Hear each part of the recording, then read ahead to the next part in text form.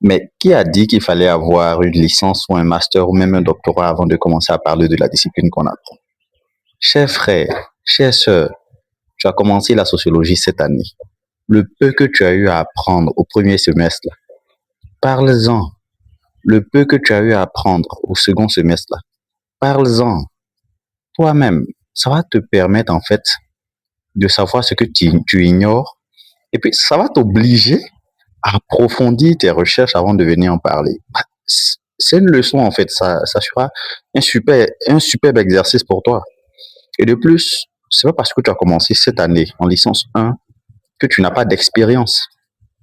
Quand vous partagez le cours, là, qu'est-ce que tu as compris? Comment tu as expérimenté ça? Quand vous étiez en train de faire les exercices là, comment tu as compris aussi? Comment tu as expérimenté ça? Parle-en. Aïe. Et ne laissez pas les gens vous faire croire des choses qu'eux-mêmes en fait n'ont pas eu à expérimenter.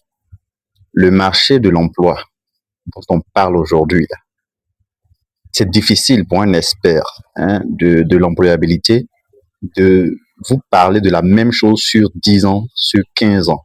Les réalités même d'ailleurs de l'année passée et les réalités de cette année par rapport à vos débouchés, par rapport à vos possibilités sur le marché de l'emploi ont changé.